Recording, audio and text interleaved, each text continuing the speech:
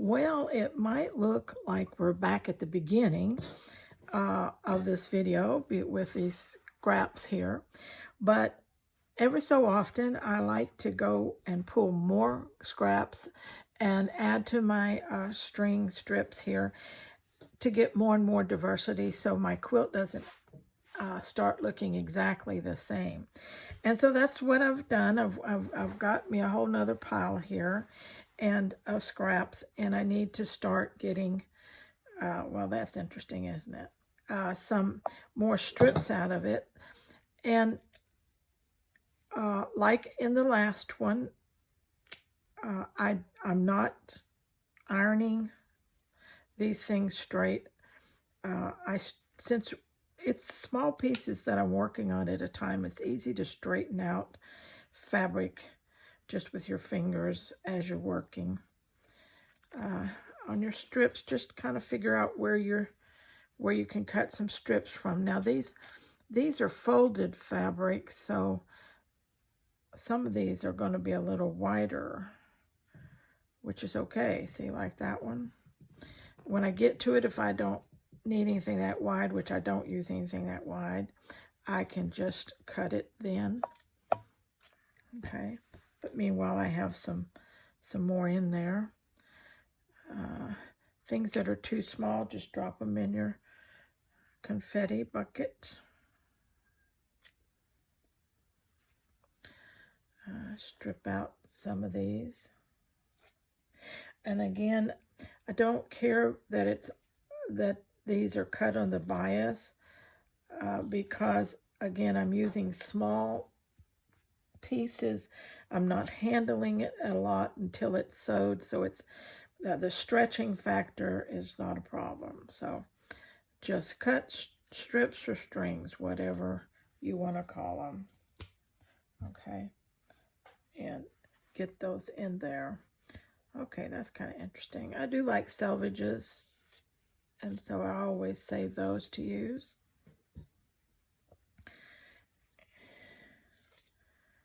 And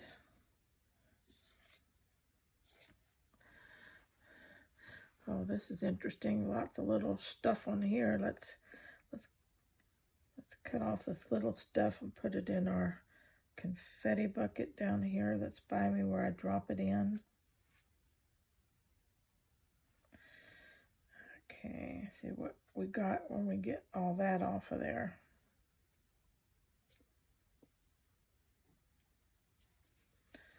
Okay, and let's take that one, which was connecting the two longer pieces. Okay, that looks pretty good, doesn't it? I'll just leave that one, and this one I'll see if I can rip.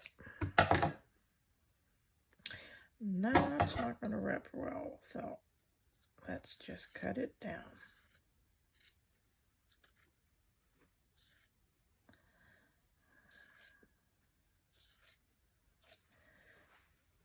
Don't be too persnickety. This is not rocket science, okay? Just cut strips.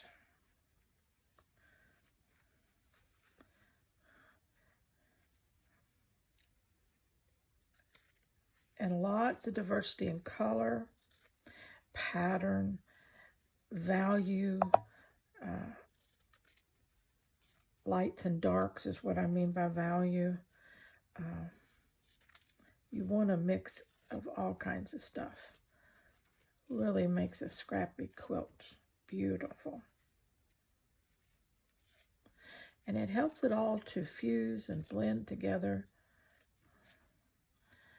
really nicely too. Okay, here we have one that's got the little connecting things. Okay, then my confetti bucket. Okay.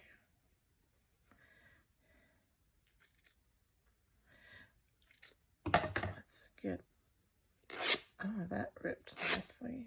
Okay, we'll leave one kind of wide.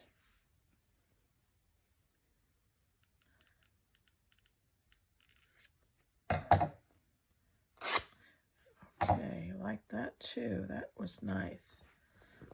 This This has got a lot of good colors in it, dark value, and it's going to be a good one. All right, so we want to be able to do that along and just add to your strip so that when you're just picking out randomly for your pieces, you've got new diversity. Just mix it all up and work out of the pile again. So what I would do is I would take some of my existing pile and mix in with this. I'm dropping it on the floor here. Get it. Pull some of these strings. Okay.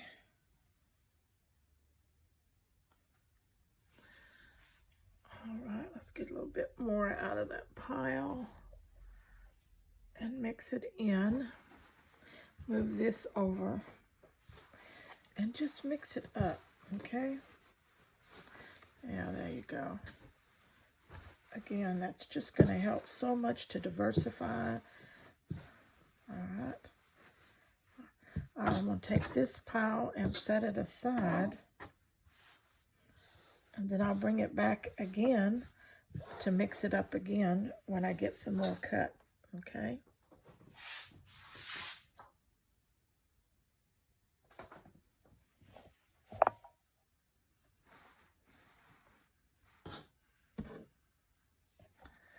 All right. Okay. I'm going to do the rest of this off camera, and then we'll get back together. Till then, stay scrap happy. Okay, let's see. We've finished that on that side.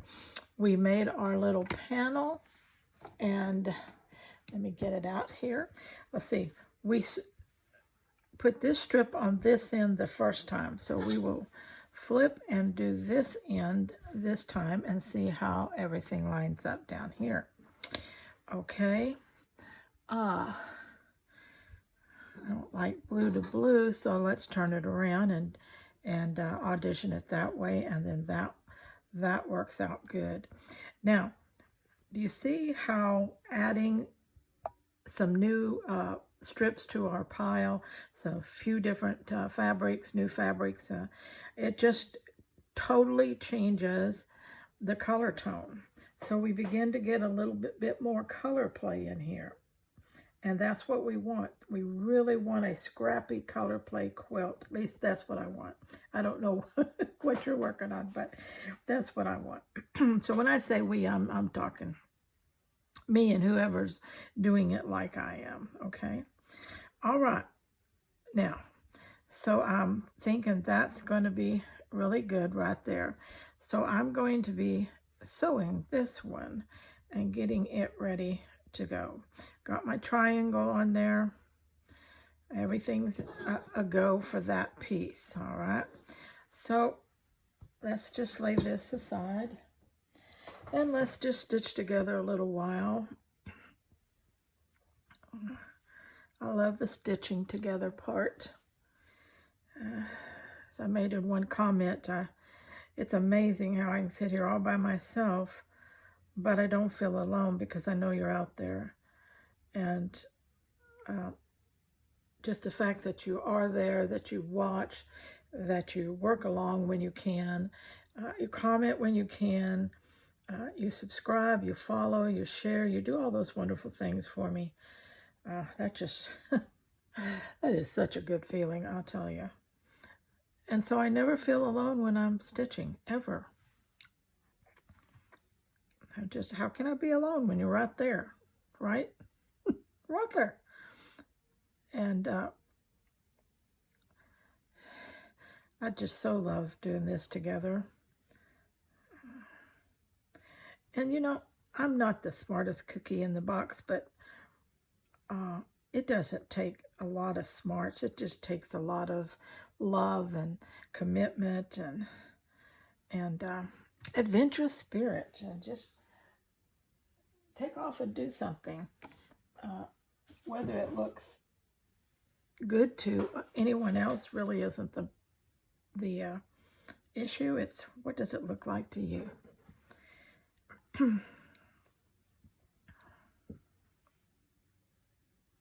One commenter said it looked My quilt was looking messy, something like a child would do.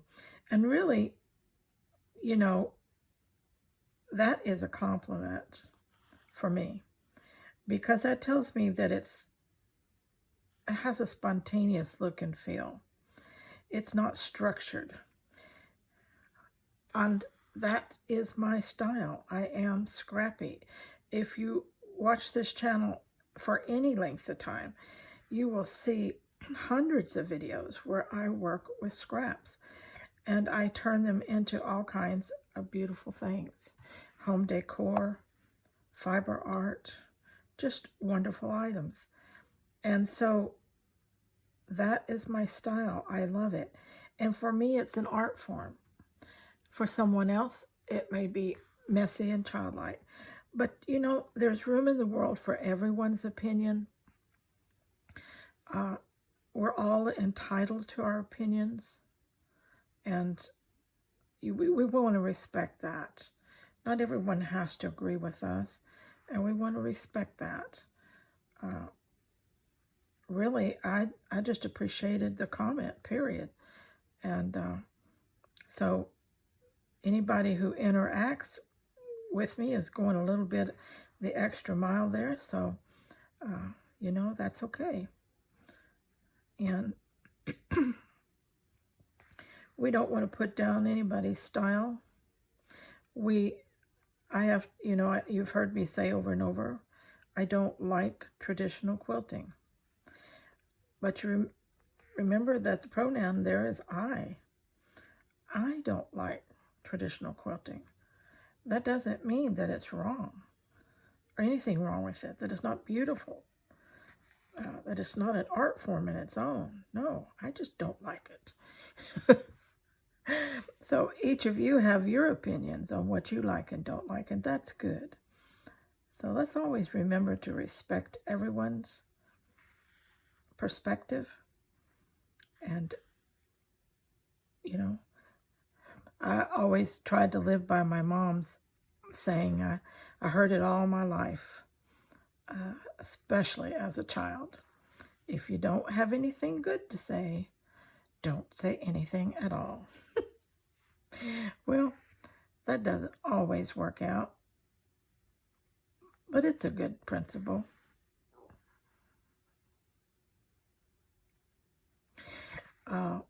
Working scrappy and working raw edges is always going to have a messier look.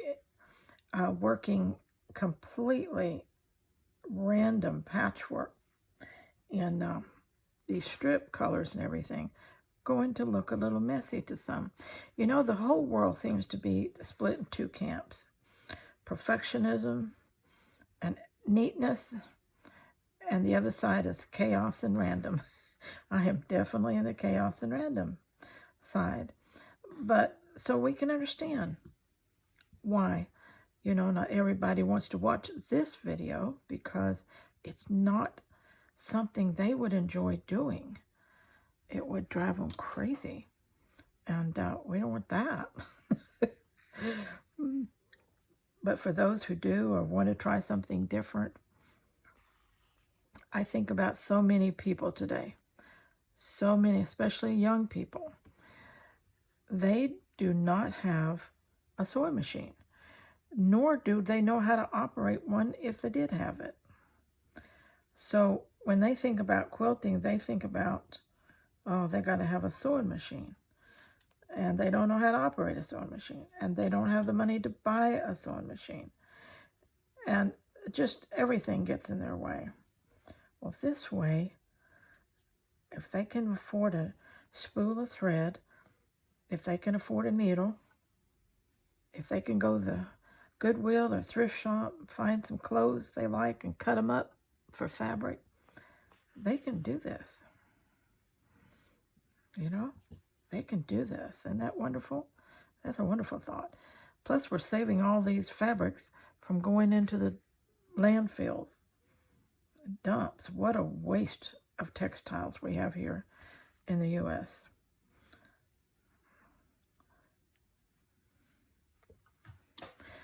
Some of this is quilt fabric that I'm using that's gifted to me by a good friend, Karen. She's a traditional quilter. She designs quilts and quilt patterns, and she makes beautiful quilts. Very traditional quilter. Even her scrappy quilts are very traditional and well thought out and designed. But she saves all her cutoffs and scraps for me because she knows that I do stuff with scraps like that. And so I do have some quilting cottons definitely in my scraps. But a lot of it is thrifted clothing that I cut up, and vintage fabrics that I find at estate sales and Goodwill and garage sales and places like that. Things that fabrics may be vintage, and I don't value them just because they're vintage. If I don't like the pattern, I don't like the weight of it, I don't like the feel of it, then it's going to get cut up and put in something scrappy. Okay. So I value fabric for the purpose that I'm going to put it to, and not necessarily just what it is.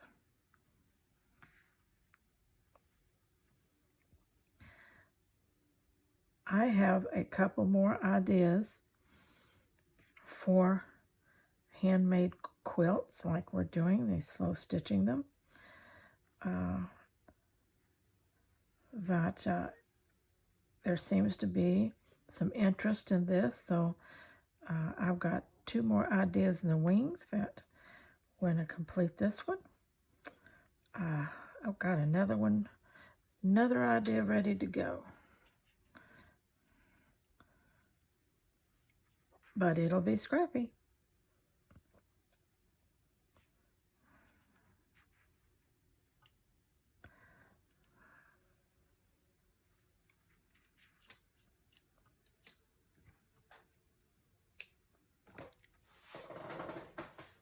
The other thing about a scrappy quilt, somebody said to me that they didn't think about washing their quilts because they're afraid that the thread might come loose. Well, like I said, I don't normally put a quilt in the washing machine. I don't wringer it or anything like that. I'll hand wash it. Now,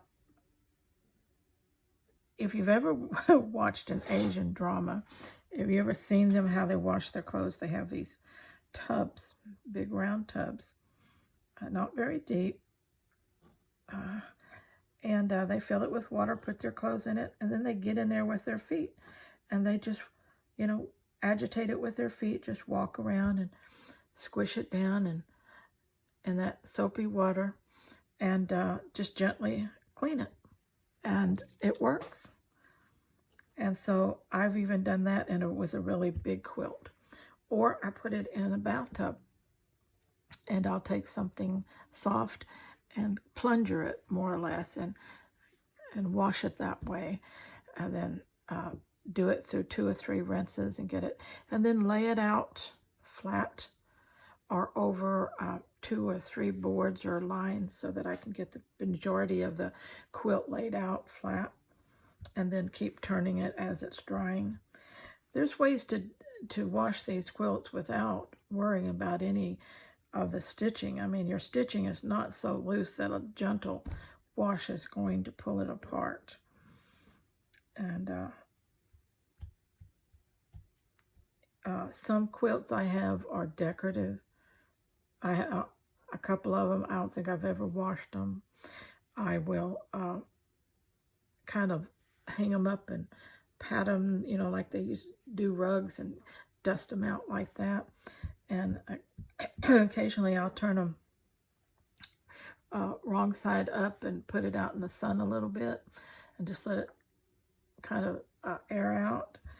There's all kinds of ways to handle these things and keep them fresh. You can put a quilt in the dryer if you've got a freshening sheet of some kind or something that you like to put in there with it. One lady I know puts, she dries her orange and lemon peels. She dries them really dry, but she leaves them in big chunks. Like a quarter of a peel would be the smallest. A lot of them are halves. And she puts some of those in the dryer and puts that on just air fluff and lets that quilt fluff around in that dryer with that aroma of that dried lemon and orange. Oh, her quilts always smell so good. And a couple times I've known her to put she has a cinnamon stick that she puts in a little cloth bag that's like a mesh bag, so that the cinnamon stick doesn't come out, but the smell of it does. And so she has quilts that smell like a cinnamon. I love it. You want to eat her quilts. But anyway, there's just all kinds of fun things to do. Okay, we got our triangle down. Let's see where we want to go next. I've got one double stranded here. Let's just use it up. Start sewing this down.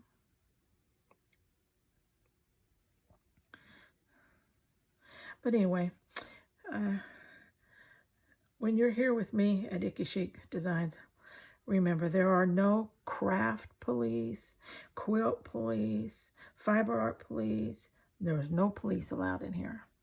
We're all allowed to do our craft the way we want to. All right? It's an expression of our talent and our love. And so we're allowed to do it the way we want to. Okay, I think I'm going to skip down and catch this one.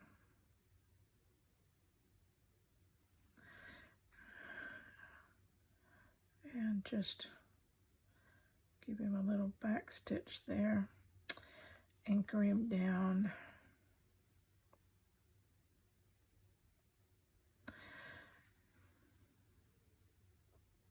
Now, something that washing and drying your quilt over time definitely will fray the edges of loose weaved fabrics that you use.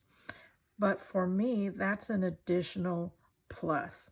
I love the soft frayed edges, okay? And if I know one of my fabrics are pretty loose weaved, then I sew a little bit tighter. That way I know that it's not going to fray past my seam. And so that's just perfect, you know. What is going on here now? Oh, I see. It would help if I didn't have a pin in it. Okay. It's still not like, oh, it's in this one. Well, I take that one out. Let's see if we can get it through there now. Okay. Yippee. Okay.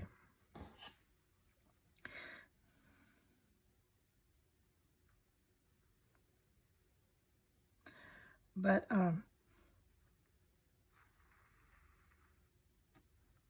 as the years go by and these quilts get used and cleaned and those edges fray up all soft and scrappy, they're just beautiful.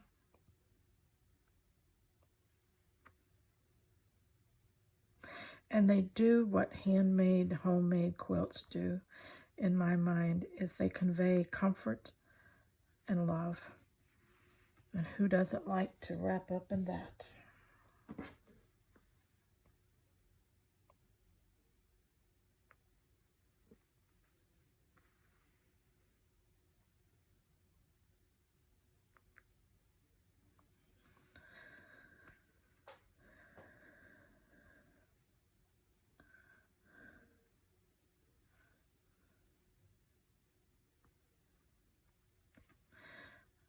Okay. a few of you have commented that you're working along with me, but you're adapting the project to something you want. I think somebody's making a table runner, somebody's making bed decor, somebody's making a lap quilt, but they're doing it a little different. I can't remember exactly what they were doing different right now, but anyway, I think that's wonderful. Don't ever feel like you got to do exactly what I do. I like to think that I give inspiration, but again, there's no police. You don't have to follow all the rules. You don't have to do everything I do. Just if you see something that you can use, well, take it and run with it, and use it in any way it works for you. Okay, let's jump over and get this loose one here. Now this was pretty frayed edges on this one, so I'm going to do an overcast on this one. Some of these, when I tear them, fray out pretty good to start with. So this one, plus I like to, I like to mix up my stitches. So I'll do a running stitch and then an overlap stitch, a couching stitch, just whatever. I don't do, you can tell I don't do a bunch of embroidery. No, that would be to me a waste of time, because it's just not going to show on this scrappy quilt that I'm making. And so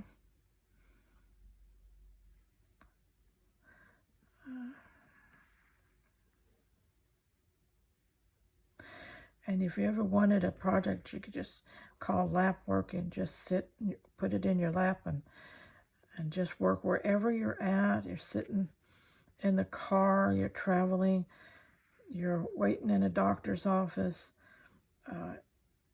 you're going on a retreat, you're accompanying your husband fishing or camping, whatever it is, you can take your little lap project with you, something like this. Make up your squares, your pieces, lay out a bunch of those and take them with you, and while you're doing other things, you can be stitching them.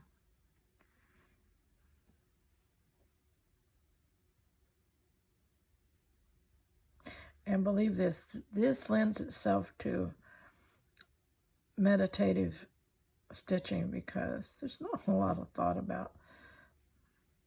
Your brain and your hand can do this all by itself. It doesn't need any input from you. It just sees what needs to be done. And like for me, I can be talking 90 miles an hour and I don't think about what I'm doing, but I'm naturally doing whatever I need to do because my brain and my hand are working together. I've done it so many years. It's a learned pattern for my brain. And so just intuitively, it's just doing it that way. And it gives me a free range to talk and think and do other things. I'm a big Asian drama fan. I can put an Asian drama on and sit and do this all day long because I don't even really have to look at it much because I have to read the English subtitles. And so I can read the English subtitles and still stitch away. Isn't that something? Now that's talent, right? Yeah, I'm going to call it talent.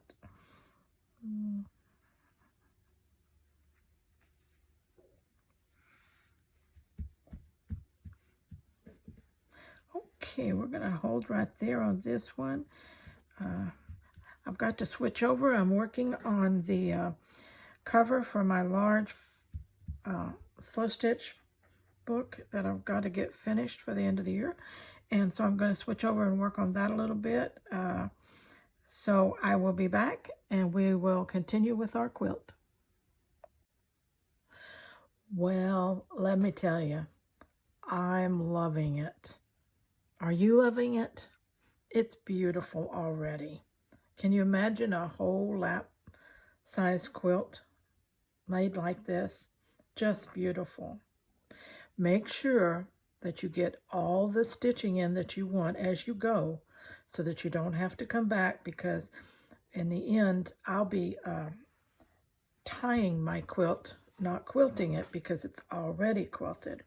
But make sure you get enough stitching in that it's really stitched well, and it will hold up that way for you really well, even though this is nothing but strings and strips of scraps of fabric. But when we put it together like this and sew it down securely, do it well, it's going to be here for quite some time. And just look at the color play in that. The texture, the pattern, it's just beautiful. And when you think that normally this kind of stuff gets thrown in the trash, yet we're making this gorgeous quilt out of it, it's a miracle. Absolutely a miracle. And I'm loving it, and it's just beautiful, and it sure makes me want to keep going. It's really coming together faster than I really thought it would, and so I'm working right along with it every day, doing a little bit.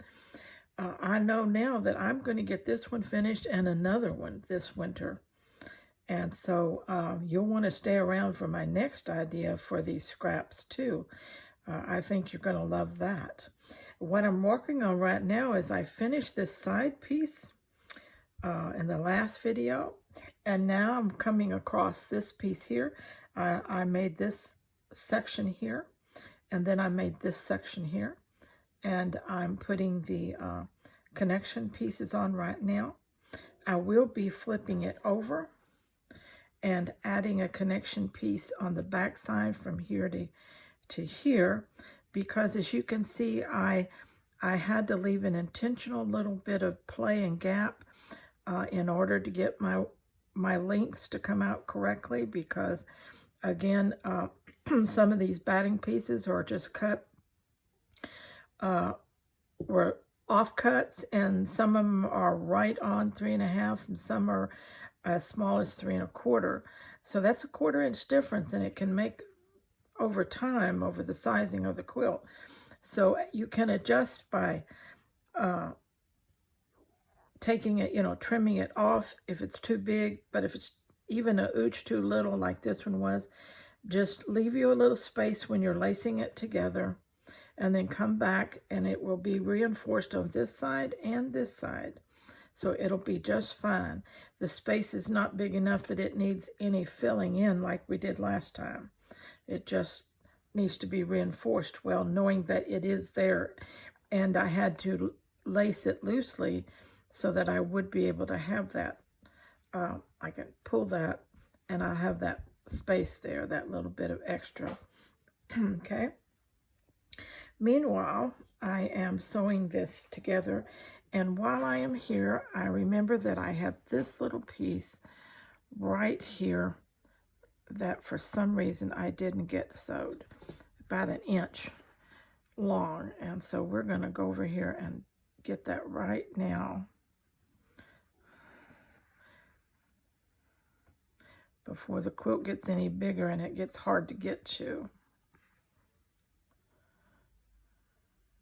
Okay. Did you notice this little strip right here? Okay. That was it's just a tiny little strip. And if I tried to sew that in, it would probably fray out on me pretty bad. So I used a couching stitch and just couched over it. And I believe it's going to be just fine.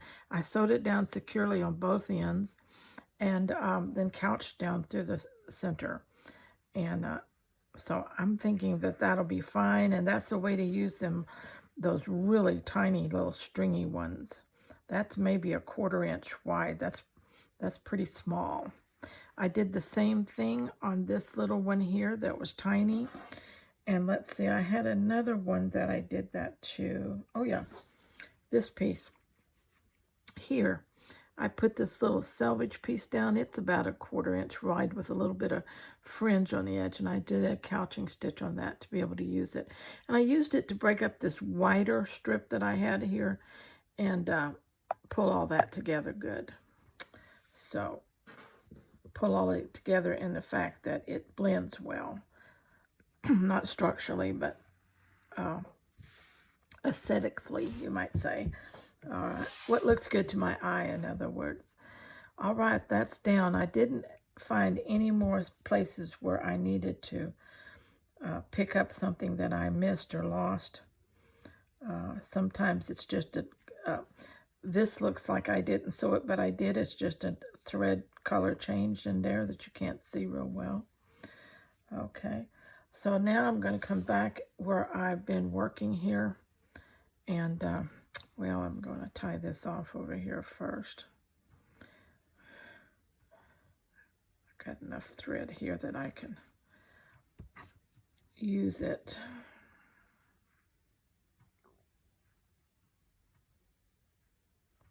Make a little knot there. Put a knot back in the end.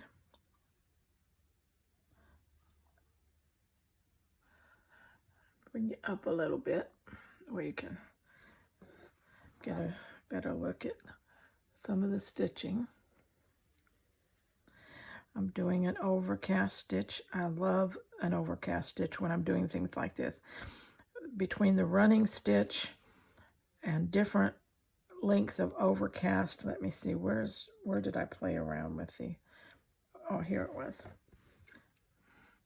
Right here, I played around with the lengths of the overcast, kind of like I do when I'm doing fiber art and I'm making stems for little flowers. And I just played around with the length of that. That was kind of fun. That came out cool, a little different. So you can do, you know, whatever strikes you at the time. And if you have some favorite embroidery stitches you want to practice or use, well, now's a good time to do it. When you're sewing these pieces down, it doesn't just have to be running stitches. And sometimes when I have a piece that may be a week, what I call weak, because I've had a space and I'm piecing it, like this one here that I'm going to do here. Sometimes when I'm coming down that piece that I'm laying over, I'll do like a split back stitch. Or just a plain back stitch, because that's a very strong connection there. So whatever you think it needs, that's what you do. Okay, now we have this piece was actually a one running piece. I didn't want it to be totally dominant, so I laid this piece over it to just break it some, okay? But otherwise, it goes from the pink to the green, so it blends in good. Scrappy looking, not too, you know, like that. And this one, this is a batik. And batiks are, I've found to be very strong fabrics. They're pretty tightly weaved. Good batiks are solids, you know, I mean, in the sense that they are tightly weaved and sturdy fabrics. And so I'm going to, instead of overcasting this one, I'm going to do a running stitch and allow over time those edges to fray, because batiks do fray out pretty on the edge over time, and it will only fray up to the stitching line, and then it stops.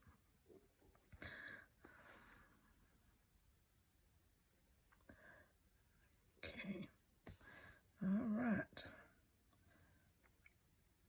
If you're working on yours, how far have you gotten? Are you enjoying it?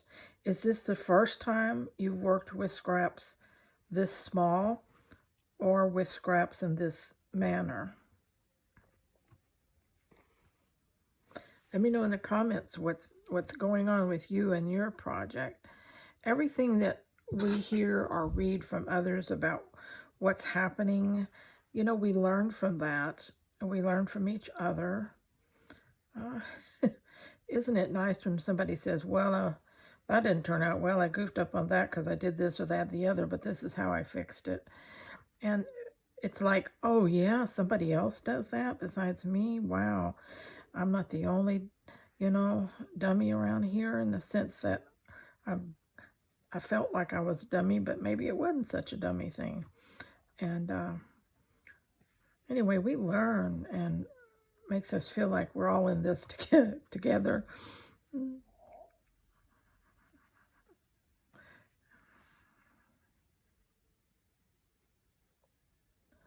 I said I've not made a whole lap quilt in this way before, but I have made lots of smaller things in this, you know, in this way. And so it's not like I'm brand new to piecing like this, for sure.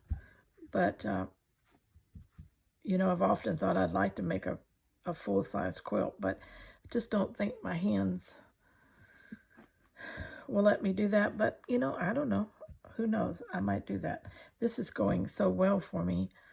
And working it around and around, working from the center out, and not having to bunch up so much fabric and control it while I'm working is just... And I could get a hoop later on, you know, but I've always found working with hoops just more trouble than it was worth. But you may love it, you know. Let's just run this through here. We're going to be bringing a back securing piece here, so it'll be covered. We'll just leave it there.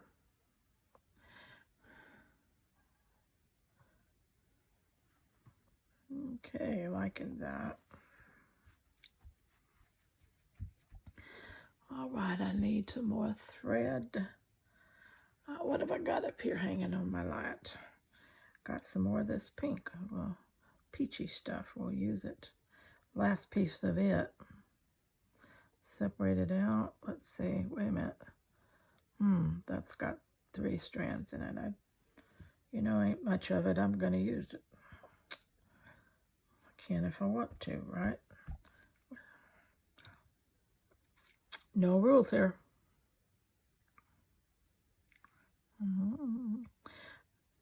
I might give suggestions. I might tell you what I do and what I don't do, but there are no rules. Your project, your quilt, your whatever you do is yours. You're in total, absolute control.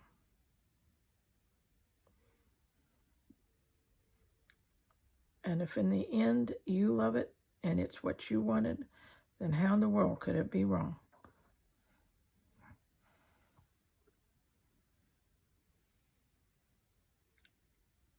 You know, years ago I used to make art quilts and I put them in competitions. And then when I did that, I had to follow rules. I had to do certain things certain ways because that's what was acceptable to judges. You know, that taught me a lot.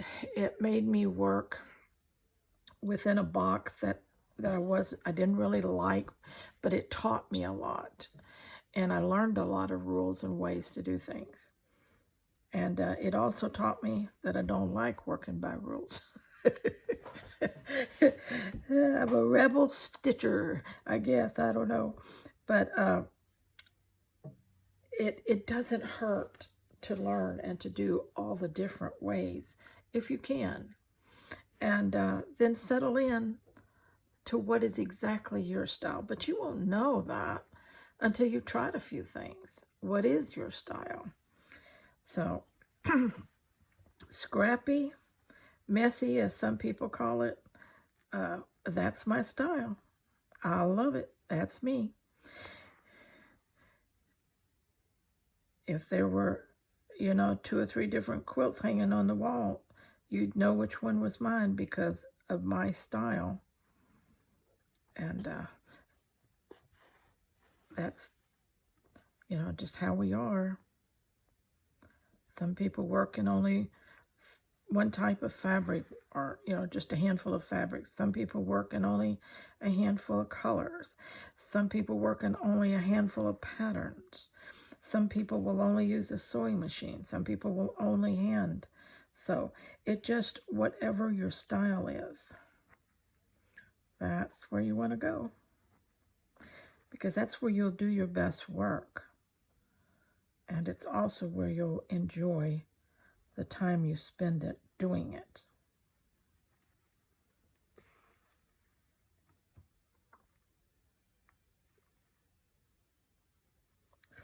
You can see the time that's involved.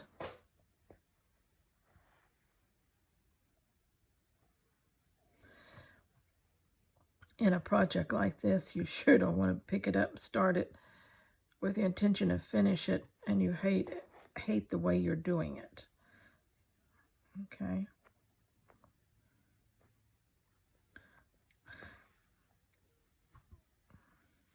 But I love it because, like I said, these are the size things just that people usually see as just, that's only good to go in the garbage. You can't make anything out of that. Well, yes, you can. You know, if you don't mind a little scrappy, you sure can. You know, if that's all you could ever get your hands on was a few strips and strings, you'd find a way to use them. If you love sewing and if you love creating, you'd find a use for them. And if you had little kids that needed covers in a cold winter and you didn't have any, you'd learn to make a quilt out of it. Necessity has always been a great teacher for us. Taking what we have and making it work some way has been one of the gifts of humanity. Our ingenious ability to create. Another reason why I believe what the Bible says, that we are created in the image of our Creator. Not in the way He looks, but in His qualities, His attributes, His abilities. He gave us some of those. And so He creates, we create.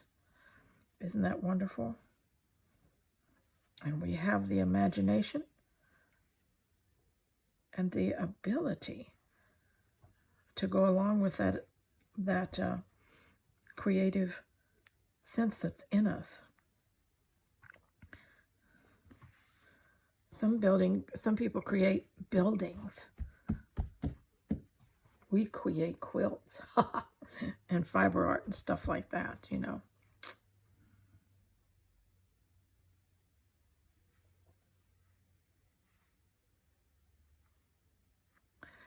If we could trace things back, you know, quilts and covers, they weren't started out just for the art of it. They started out because they were needed. But then as they were needed, people who had a creative gene in them, they wanted to make them pretty at the same time, or they wanted to make them different or unique, or anyway, it's just wonderful when we think about our creative ability. I don't believe it just happened.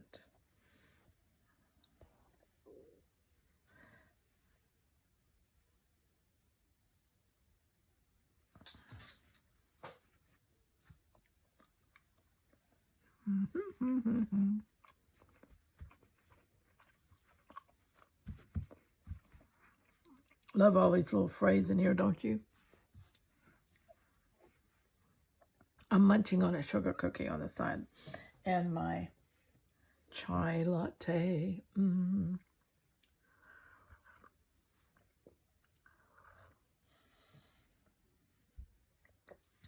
I have a cup of coffee in the morning, just one, and I look forward to my hot cup of chai latte in the afternoon. So you know it's afternoon by what I'm drinking.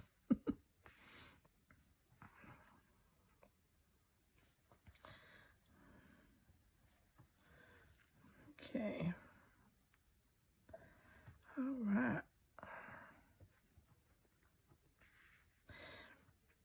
We're going to finish up this piece right here, and then we're going to be running down the long side of the opposite side that we worked on last time. And that is going to be, this was the side we did last, this one here. Okay, let me bring you down. We did this side last, then we're running this piece along now, and then we will be coming down the whole length of this one, okay? So our sides are getting longer, our ends are getting longer as we grow, okay? So, and it does, it's growing, isn't it? Pretty soon you won't be able to see it all in one shot like this. I'll have to take the camera and move around it for you to see it well. How are your colors coming out? Are you really multicolored like I am? Are you sticking to just a handful of colors? How is yours working out? Let me know. Okay, I'm going to end this video here, and I will finish this little bit here, and then I will start over here, and then I'll be back and we'll look at what I do over there, okay? I have enough videos in the series now that pretty much everything that I'm doing, you've seen me do more than once. So it's not that I want to bore you with hours and hours of just me sitting in here stitching. But I do want to come back and make sure we touch base on section and by section and let you see the quilt grow. And then if I do run into something that's different or unusual, then I also want to film that for you. So if it's something a mistake or something I have to fix, I want to show you how I do that. So anyway, so we will be doing this side next time, okay? Meanwhile, stay scrap happy. Well, hello and welcome back. My little quilt project here is getting bigger than my workspace. How about that? It's growing. Let me get some stuff out of the way here. Of course, my workspace isn't that huge. And but let's see what we're measuring out now. Approximately, this is 21.5 by about 13 3/4, right close to 14. About 21 by 14 right now. Okay, so this is where we started, right in here. Then we built around. And last video, I put this end on. Okay, now this one, I'm working on this piece across here. This strip is in 3 different sections here. This is an intersection. This is an intersection. All right. I want you to look at this piece right here. One lady contacted me and she said, do I have to just use strips and strings? And I said, no, you can use what you want to. What I'm doing in this project is showing how this pile of stuff that most people would throw away, these strips and strings, we can make something beautiful out of it, a quilt. And but I said, if you have something else you want to use, she said, well, I have some strips and strings, but I don't have enough. She said, can I use just other shapes, offcuts and other shapes? I said, sure. I said, I'll make a little little sample and put it in the quilt and show you. So this is my little sample for her. If you notice, this piece is not strings or strips. These are just, well, this is a little strip, but these are just like little snippet size cuts, little pieces that you have. And so I just collaged those onto that batting. Sewed those down just like I do my strips and strings. And that made a piece to go in here, all right? And really, if I didn't tell you about this, when you just look at the overall quilt, you probably wouldn't even have noticed that it is not in the strips and strings. I ended up liking this so well that I'm going to add a few more of these around the quilt as I go, because I just think it's cool. It really looks good. And it helps me to diversify pattern. The piece here, like I said, is in 3 pieces. I have already put it on, laced it together, reinforced one area that I needed to reinforce. The other are laced together too. So everything is good on the back. And I have sewed down this intersection piece that's covering that intersection. And this piece here I need to sew down. And all these pieces. Now I've got 1, 2, 3, 4, 5 different strips going across here that makes the whole binding across this seam.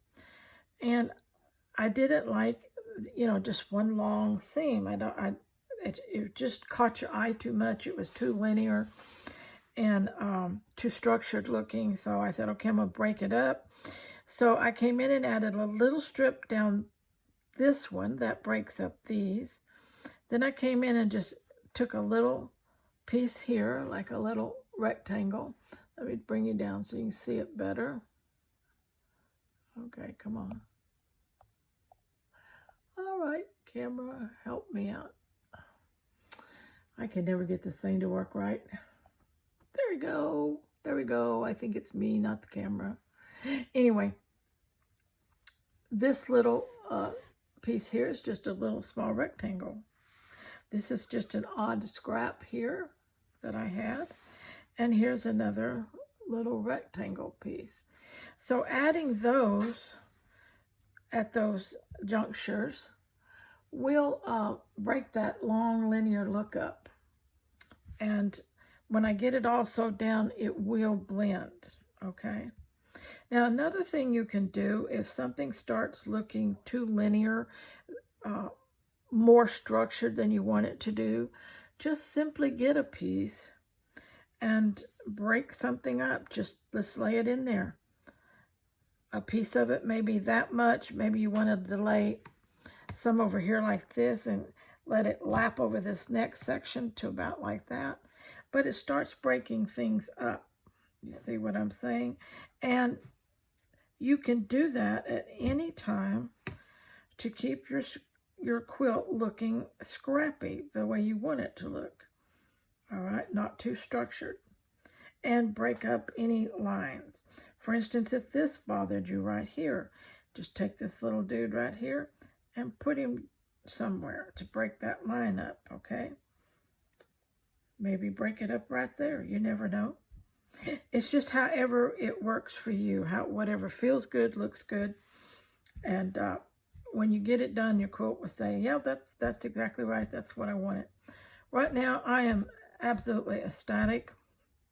I love the way this quilt is looking. I can envision this whole big lap quilt size being this way. It's just going to look so homemade. It's going to look so hand sewn and just wonderful. It's going to be so soft and scrappy. And by the time I get another layer of batting, a backing, and get this thing tied and a binding on it, it's going to be a fabulous quilt. And I showed it to my husband, and he said, I've never made him a quilt before in all these years. And so he's not real sure. And you know how men are, the conglomeration of color isn't their thing. But when I get this quilt finished and it's soft and cuddly and warm, he is going to love it. This is going to be my Hugs and Stitches, one of my Hugs and Stitches projects. It's for my husband. He's getting older. He's 81 years old. We've been married 60 years. He's been a fabulous husband. And I just love the thought that in these last years that I can make him something that when he wraps up in it, he is wrapped up in lots of hugs. And I just, I want to convey that to him. I so love him and appreciate him. And I just want him to see that there's nobody that could love him more. Just look at all the hugs. And anytime he needs one, he can just pick one out. There's one, there's one, there's one, there's one. Hugs and Stitches. If you don't know what the Hugs and Stitches project is, please look up the playlist. And it's something I'm going to be working ongoing. And some of my projects will, actually be that. Now, this is going to have its own playlist simply because it's a lengthy tutorial. But it is going to be a Hugs and Stitches project for a particular person, and that's my husband. And so I'll be working on it for quite a while, I know yet, but and I'll be working on other things in between. But I did want to get a really good start and several videos up so that anybody who wanted to follow along and work on such thing could really get into it well and start working on their project and know how to get it constructed and keep going on it until we get to the more finishing stages. So, and I'm really loving your comments. Keep them coming, please. And please, if you haven't subscribed, do that. And be sure to share the video with any of your friends or groups that you think might benefit from it. Okay, till next time, let's keep going.